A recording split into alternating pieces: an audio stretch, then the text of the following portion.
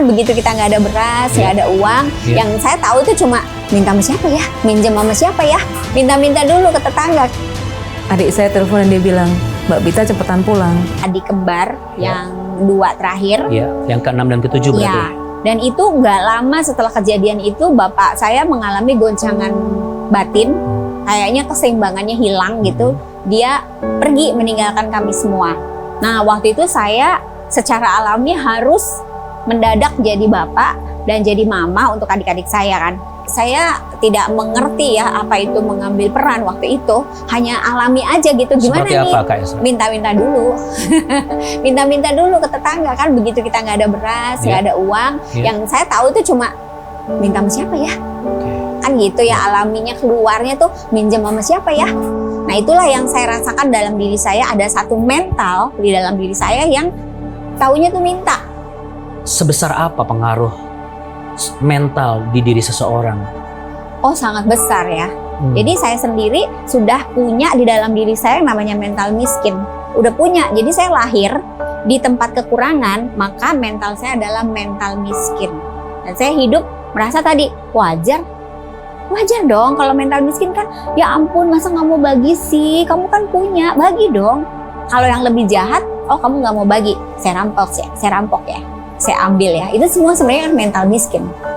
Yang menariknya adalah Kak Esra akhirnya mengambil satu pemikiran yang lain ketika mengetahui dan menyadari bahwa ini ada mental yang dalam tanda kutip kurang pas untuk dibawa dalam perjalanan hidup ini. Kesadaran itu berapa lama disadari Kak Esra? Sejak kapan dan sampai berapa lama? Ada sesuatu yang terjadi dengan saya ketika pertama kali saya berinteraksi secara personal dengan Tuhan.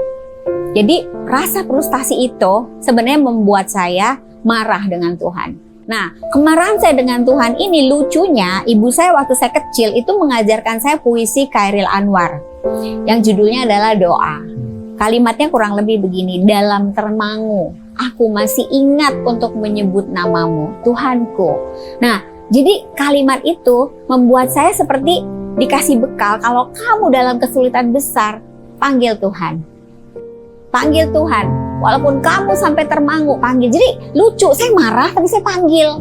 Oke, jadi Kak Esra ternyata sempat mengalami yang dikatakan orang-orang pada umumnya titik nadir ya. Iya. Dan itu membuat terbersit ingin bunuh diri.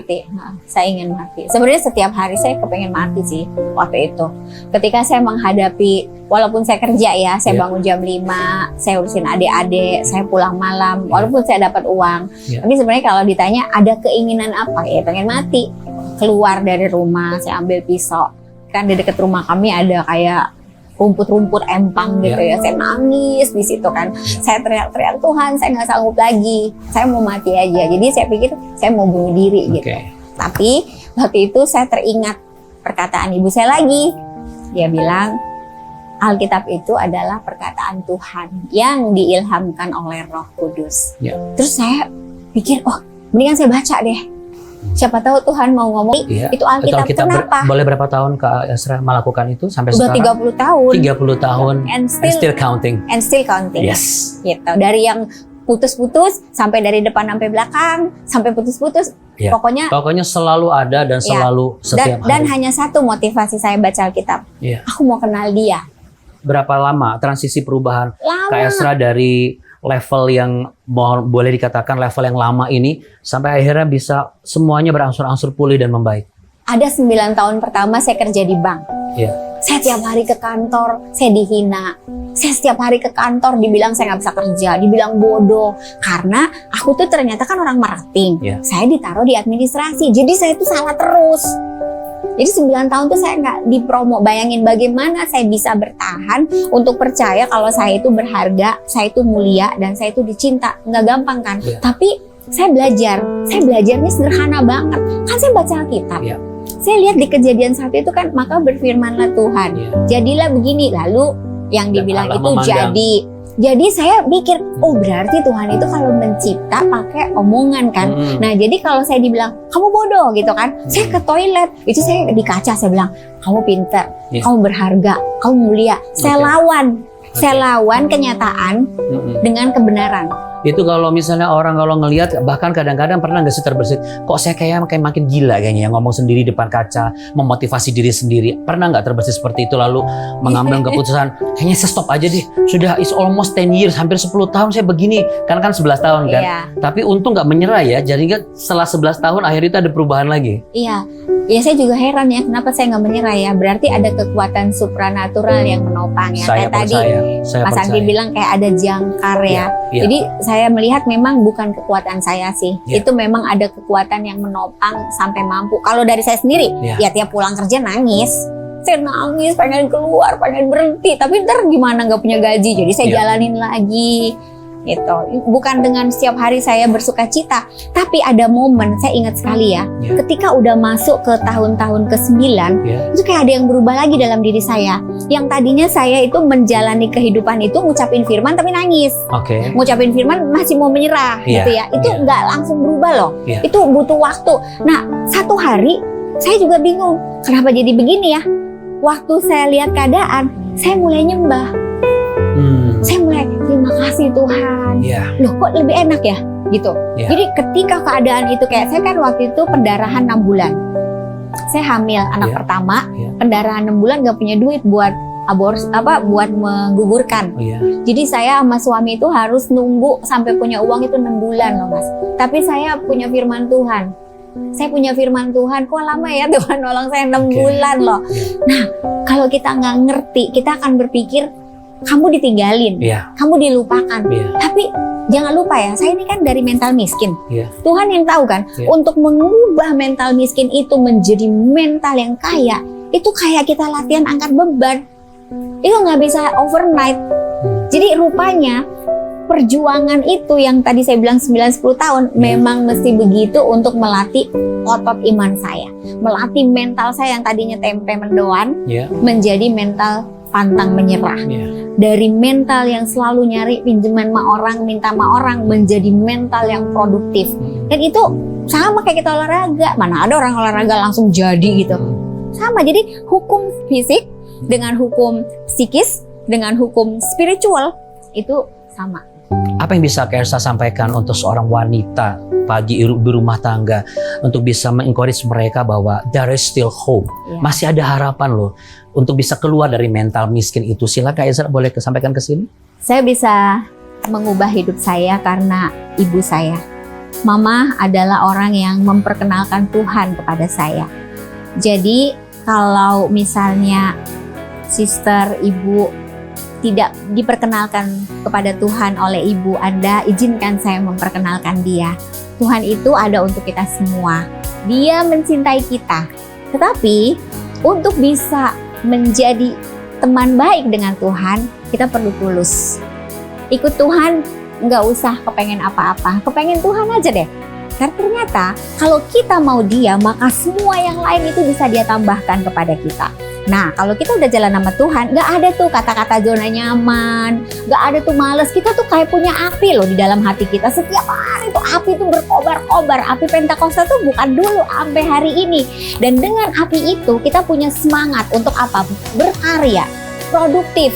Kita nggak bisa hal-hal besar, nggak apa-apa. Saya juga mulai dari sales. Pasti ada yang mengetuk di pintu kita. Coba dengar. Ketukan-ketukan kecil yang ngajak kita bisnis, yang ngajak kita jualan, yang mungkin anak kita bilang, enak loh Ma, tempenya. Mungkin kita bisa goreng dan jual. Pokoknya uang-uang kecil hasilkan aja setiap hari. Itu bisa dilipat gandakan oleh Tuhan untuk nanti membawa kesempatan-kesempatan besar. Saya dulu sales loh, door to door. Tapi sekarang saya jadi leadernya sales. Bisa memimpin 1.000 orang lebih di bawah saya. Hanya karena ada teman yang ngajak saya, jualan yuk. Nah jadi buat para wanita, perempuan-perempuan Indonesia, apalagi yang udah cinta Tuhan, ayo dengarkan ketukan-ketukan kecil di pintu kita, ambil itu, pakai itu, jadikan menjadi kesempatan yang luar biasa. Sahabat,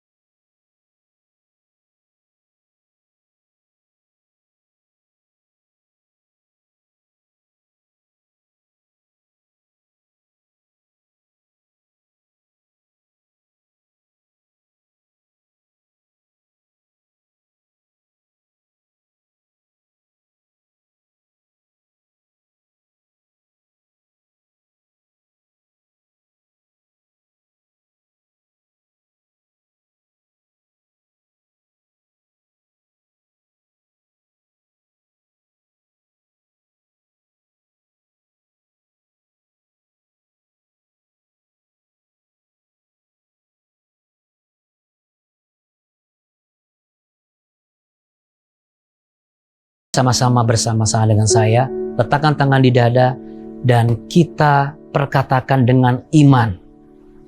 Katakan sama-sama dengan saya, sahabat. Saat ini, dengan iman percaya, aku menerima dan aku mau mengenal lebih pribadi Tuhan di dalam nama Yesus Kristus. Aku mau kembali dan mau belajar untuk terus membaca setiap kebenaran firman-Mu ya Tuhan, agar setiap hikmat-hikmat-Mu terpatri dalam hatiku. Aku mau percaya bahwa rancangan-Mu terbaik sudah dan sedang Engkau kerjakan atas hidupku, masa depanku, dan juga untuk keluarga besarku. Dan aku percaya tidak selama-lamanya aku hidup dalam keterbatasan ini. Aku mengeluarkan segala pemikiran dan segala mental-mental miskin dari dalam diriku. Dan aku terima mental yang kaya akan hikmat, kaya akan kebenaran, kaya akan firman-firman, dan kaya akan pengenalan akan Tuhan. Dari situlah hidupku akan berkecukupan. Di dalam nama Tuhan Yesus, aku berdoa bagi setiap para suami. Tahun ini engkau diberkati ketika engkau semakin mau mengenal Tuhan. Dan tahun ini engkau juga semakin diberkati para istri ketika engkau juga semakin berserah kepada Tuhan. Dan dalam nama Tuhan Yesus, engkau yang berdoa bersama-sama denganku saat ini. Engkau yang percaya diberkati, sama-sama katakan amin. Amin. Ya, sahabat, saya tadi sempat bicara dengan Kak Ezra. Dan dari pembicaraan kami, ternyata ada momen-momen di mana ketika beliau menerima satu berkat dengan jumlah yang begitu banyak, lalu beliau mendapat kegerakan untuk memberkati banyak orang. Secara nalar, ini baru dikumpulkan, baru banyak, masa harus dikirim lagi ke orang lain? Tapi ketika saya tanya, apa yang ibu dapatkan dan rasakan? Sukacita lebih dari ketika dia menerima itu.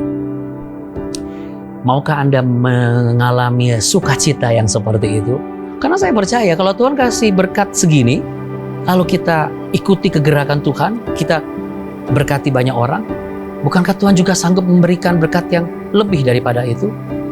Bukan karena kita untuk mendapatkan lebih, tapi karena kita mau menjadi berkat. Ada begitu banyak orang yang akan menerima berkat Tuhan melalui uluran tangan kita. Dengan cara yang sangat mudah, menggunakan gadget Anda arahkan QR code di sana, Anda klik di sana, lalu Anda donasikan berkat sesuai dengan angka yang Tuhan letakkan di dalam impresi hatimu. Saya percaya saat ini, saya berdoa Tuhan meletakkan nominal, di mana nominal itu ketika engkau donasikan, benar-benar jadi berkat yang nyata. Khususnya bagi program ini, ketika Anda membubuhkan 3 digit di terakhir 009, berapapun besaran berkat yang Anda donasikan, jangan lupa berikan 3 digit terakhir 009. Itu langsung menjadi berkat khususnya bagi program